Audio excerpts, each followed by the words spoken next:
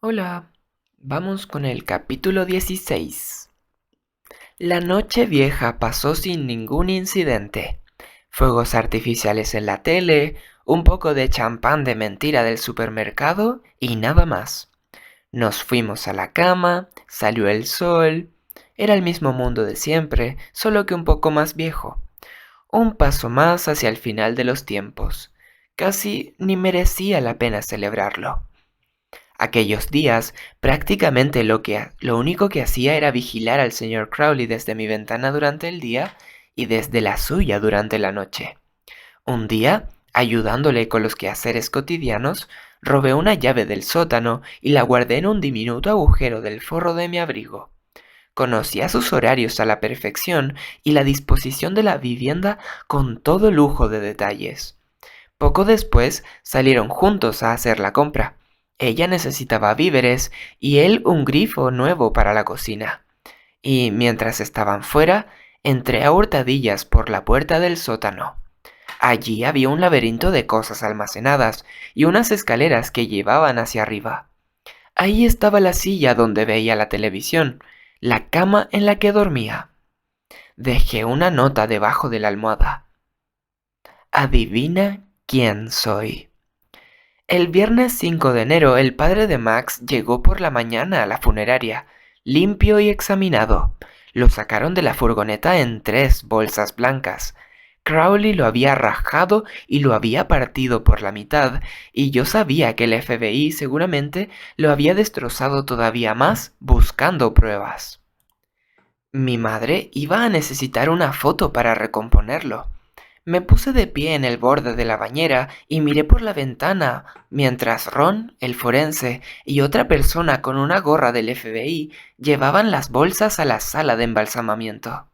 Mi madre y Margaret salieron y los 4 charlaron un poco mientras se realizaba la entrega y firmaban los papeles. Los hombres se metieron enseguida en la furgoneta y se marcharon.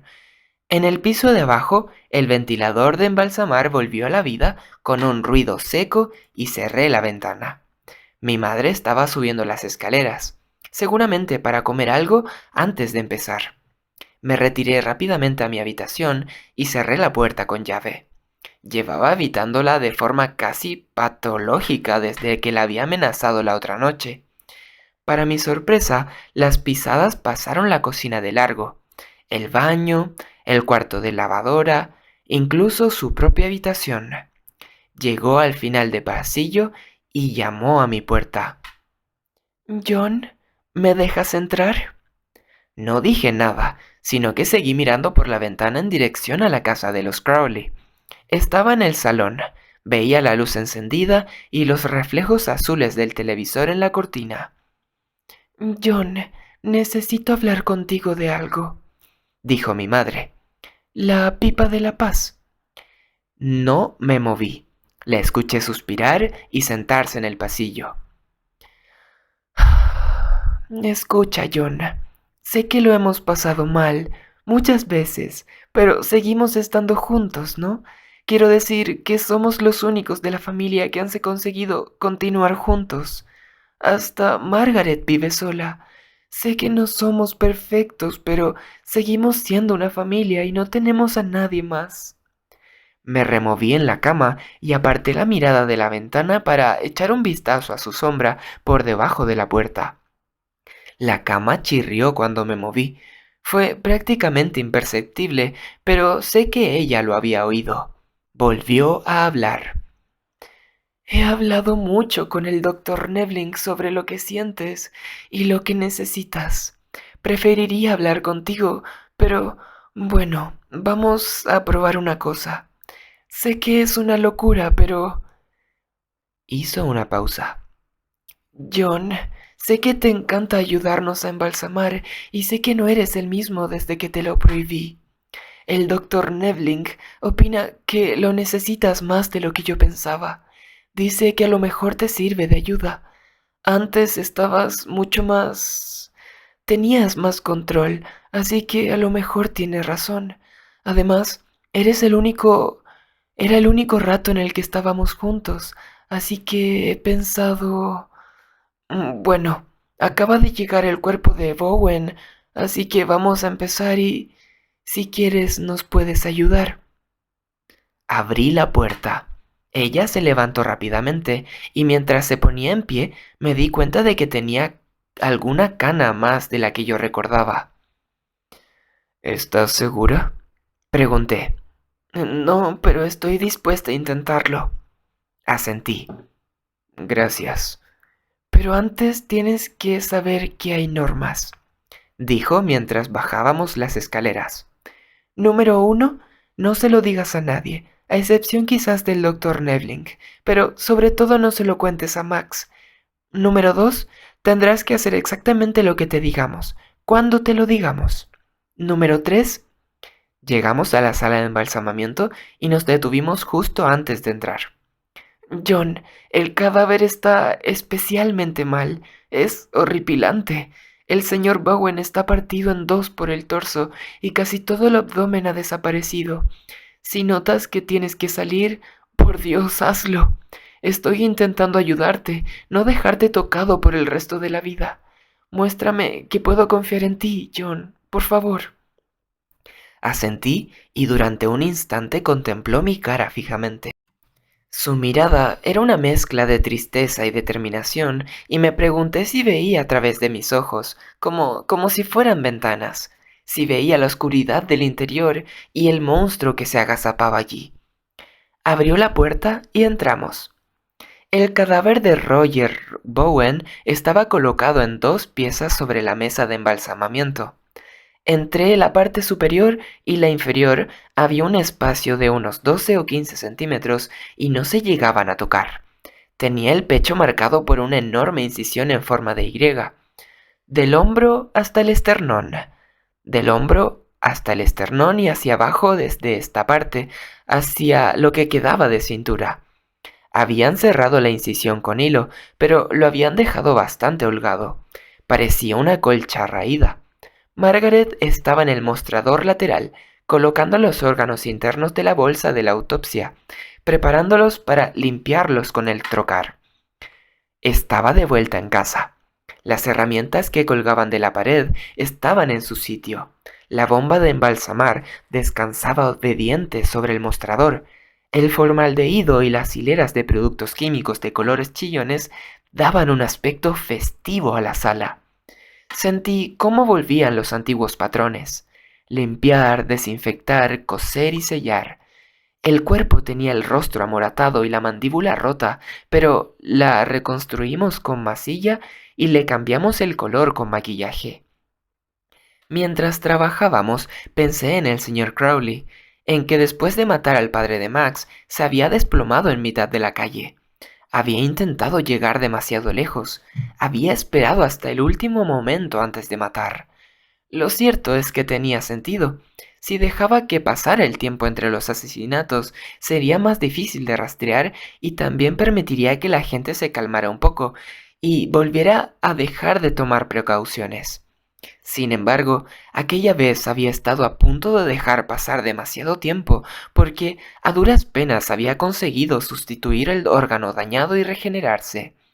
Y lo que era aún peor, había un testigo. Yo, al que había tenido que prácticamente dejar en sus manos, pero que se había visto forzado a dejar marchar.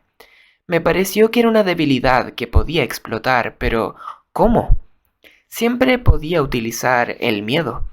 Él no quería que lo descubrieran. No obstante, lo habían visto de forma irrefutable y además con apariencia de demonio. Sabía que quien quiera que estuviese enviando notas no se estaba marcando un farol. Observando, aquella noche descubrí más que sus miedos. Averigüé algunas cosas sobre cómo funcionaba el demonio a nivel biológico. Ya había adivinado qué le estaba fallando el cuerpo, pero no me había dado cuenta de lo frágil que era. Si podía acercarse tanto a la muerte simplemente por esperar demasiado tiempo, en realidad no hacía falta matarlo, solamente tenía que impedirle que se regenerara y dejarlo morir.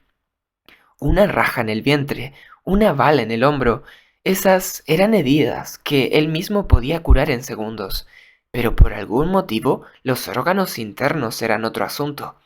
Cuando dejaban de funcionar, lo hacían del todo. Todo lo que necesitaba era una manera de asegurar que dejasen de funcionar permanentemente. Mi madre y yo acabábamos de reconstruir el rostro del señor Bowen con una foto y entonces nos dispusimos a embalsamarlo. El cuerpo estaba demasiado dañado como para hacerlo convencionalmente, y eso hacía que nuestro trabajo fuese más difícil y más sencillo al mismo tiempo. La parte positiva era que solamente teníamos que preparar la mitad del cadáver para el velatorio. La parte superior se mostraría vestida, mientras que la inferior con los órganos iban bien envueltos en un par de bolsas de plástico que se colocarían al fondo del ataúd, donde nadie las vería. No importa cómo haya muerto una persona, nunca es buena idea mirar la mitad inferior del féretro. Aunque los funerarios preparan todo el cuerpo para el entierro, solo una parte tiene que estar presentable. Si el resto no está visible, lo más probable es que sea mejor no mirar. La parte difícil, claro, era que tuvimos que aplicar inyecciones en 3 lugares diferentes, una en el hombro derecho y otra en cada una de las piernas. Sellamos como pudimos los vasos principales antes de meter el anticoagulante que iba a sellar los más pequeños, y después, mi madre, con mucho cuidado, se puso a hacer el cóctel de títeres y fragancias que acompañarían al formaldehído. Enganché el tubo de drenaje y miramos cómo la sangre vieja y la bilis se drenaban sin percances. Margaret miró el ventilador que daba vueltas obstinadamente sobre nuestras cabezas. Espero que el motor no falle. Vamos fuera, por si acaso, dijo mi madre. Ya nos toca un descanso. Era por la tarde y ya estábamos abajo cero, así que en lugar de salir al aparcamiento, nos refugiamos en la capilla, y mientras el cadáver se maceraba lentamente en la otra sala, nos relajamos sentados en los bancos de fina tapicería. Buen trabajo, John, dijo mi madre. Lo estás haciendo muy bien. ¿Es verdad?, apuntó Margaret con ojos cerrados, frotándose las sienes. Todos lo estamos haciendo muy bien. Casos como este me dan ganas de tener un ataque de nervios y comprarme un jacuzzi. Mi madre y Margaret se estiraron y suspiraron. Estaban cansadas y contentas de haber terminado, pero yo estaba ansioso por hacer otro. Este tipo de trabajo seguía fascinándome. La atención meticulosa al menor detalle, la habilidad perfeccionada con el tiempo, la precisión que requería cada paso. Fue mi padre quien me enseñó lo que había que hacer. Tenía 7 años la primera vez que me hizo entrar allí y me mostró todas las herramientas. Recitó los diversos nombres, me enseñó a cómo comportarme con respeto en presencia de los muertos. Según cuenta la leyenda, fue esa reverencia lo que juntó a mis padres en primer lugar. 2 funerarios desesperados por compartir la vida con otra persona viva, impresionados por su mutuo respeto por los fallecidos. Trataban su trabajo como una vocación. Si cualquiera de los dos hubiese tenido tan buena mano con los vivos como con los muertos, seguramente aún seguirían juntos. Me quité el delantal y salí a la recepción. Lauren estaba allí con cara de estar aburrida. Apenas había nada que hacer y estaba jugando al buscaminas en el ordenador mientras esperaba que diesen las 5. Eran las 4:54. Vaya, te han dejado ayudar, dijo Lauren sin apartar la vista del monitor. La pantalla le hacía la cara pálida y fantasmagórica. Yo no podría acostumbrarme a todo esto. Se está mejor afuera. Pues aquí hay mucha menos vidilla. Qué irónico, ¿no? Claro que sí. ¿Por qué no me lo restregas por la cara, dijo Lauren. ¿Crees que quiero pasarme el día aquí sin hacer nada? Pues tienes 23 años, respondí. Puedes hacer lo que te venga en gana. No tienes por qué quedarte aquí. Pinchaba en los recuadros del campo de minas, los marcaba con banderitas y comprobaba las zonas circundantes con cuidado.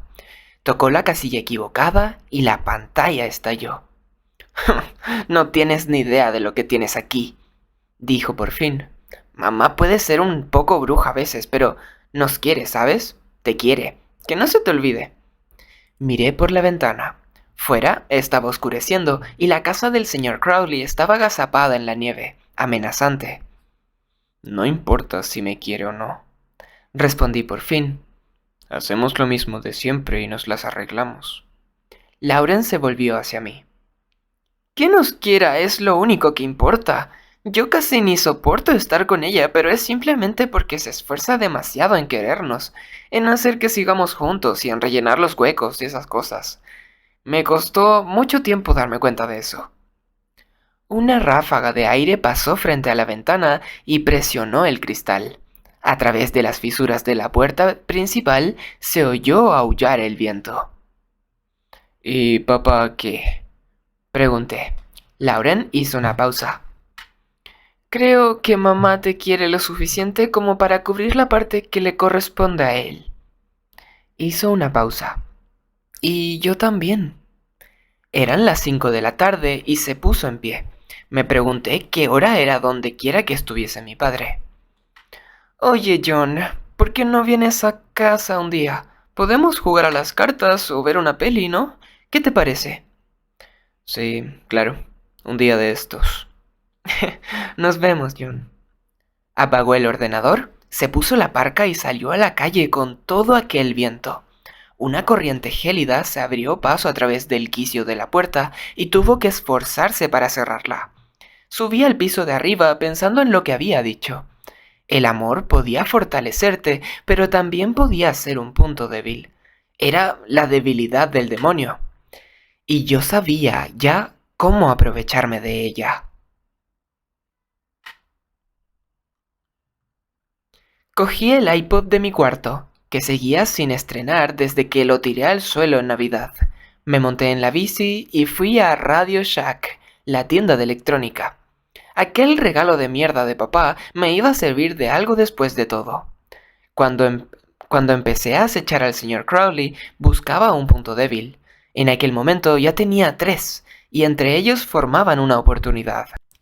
Pensé en ello con cuidado mientras iba en bici, pedaleando con precaución sobre la ligera nevada de la tarde. La primera debilidad era el miedo que tenía a ser descubierto, junto con la determinación de esperar tanto entre un asesinato y el siguiente. Esperaba y lo retrasaba todo lo posible. Yo mismo lo había visto, así como ese último momento se volvía cada vez más precario. Creo que eso iba más allá del miedo. Evitaba matar como si lo odiara, como si no soportase tener que hacerlo hasta que la necesidad biológica lo forzara a ello. Estaba convencido de que la próxima vez que matase estaría al borde de la muerte, listo para precipitarse en su pozo. Yo ni siquiera tendría que empujarlo, bastaba con impedirle que, una vez abajo, se arrastrara de nuevo a la superficie. Aquí es donde entraba en juego su segunda debilidad. Su cuerpo se degeneraba más rápido de lo que podía reparar. La noche que mató al padre de Max estuvo a punto de morir, y de no haber tenido una víctima recién sacrificada delante de él, seguramente no hubiese sobrevivido. Si conseguía distraerlo de la casa y lograba engañarlo antes de que tuviera la oportunidad de volver a matar, no podría regenerarse. Lo imaginé desesperado, incapaz de conseguir una víctima a tiempo, sudando y jurando en arameo y, al final, deshaciéndose en un charco humeante de moco negro como la tinta. Llegué a Radio Shack. Apoyé la bicicleta contra la pared y entré. Me han regalado esto por Navidad, pero ya tengo uno. Dije a la vez que sacaba la caja abierta del iPod y lo dejaba frente al vendedor. No es que ya tuviera uno, pero me pareció que sonara mucho mejor si decía eso. Realmente necesitaba que el plan funcionase. ¿Puedo cambiarlo por un vale? El vendedor lo cogió y abrió el lateral. Está abierto, dijo. Ha sido mi madre. Respondí. ¿Qué más daba mentir una vez o dos? No conocía vuestra política, pero está sin estrenar. Lo encendió 10 segundos y ya está. ¿Puedo cambiarlo igualmente? ¿Tienes el ticket? Me temo que no, es un regalo. Me quedé quieto observándole, ansioso porque dijera que sí. Finalmente pasó el código de barras por el lector y miró la pantalla de la caja registradora. Te devuelvo solo parte del importe, dijo. ¿Quieres una tarjeta de regalo? No, no hace falta. repliqué rápidamente. Voy a coger algo ahora mismo. El vendedor asintió y yo me dirigí hacia la sección del sistema de GPS. El plan iba a funcionar. Estaba seguro de que con él podía matar a Crowley, de que podía distraerlo lo suficiente como para evitar que se regenerase y muriera. Ya había sido testigo de la vez que había estado a punto de pasarle y estaba convencido de que podía volver a suceder. Y tenía la manera perfecta de distraerlo. El tercer punto débil, el amor. Haría cualquier cosa por su esposa. Lo había visto cómo contestaba el teléfono en mitad de un ataque. Si recibía otra llamada y algo en el teléfono lo convencía de que su mujer estaba en peligro, dejaría lo que estuviese haciendo y saldría corriendo. Y con la preparación adecuada, podía enviarle pruebas muy convincentes. Finalmente encontré lo que buscaba. Un rastreador GPS con un terminal que indicaba dónde estaba el aparato en todo momento. Miré el precio, lo llevé al mostrador y lo puse encima. El vendedor lo miró extrañado, preguntándose quizás por qué un adolescente cambiaría un iPod muy guay por un aburrido GPS, pero se encogió de hombros y lo pasó por el lector. Gracias, dije y salí afuera. Tenía un plan y me sentía preocupadamente ansioso. Quería volver corriendo a casa y dar comienzo al ataque, pero sabía que tenía que esperar. Necesitaba una manera de esconder las pruebas de lo que estaba a punto de hacer para que la policía no pudiera relacionarlo conmigo. Y, cuando llegara el momento, tenía que asegurarme de que la amenaza a su mujer fuese creíble, sin ningún fallo. Era una tarea difícil de cumplir. Pero si funcionaba, el demonio moriría. Fin del capítulo 16. Ya queda poco. Nos vemos en el siguiente.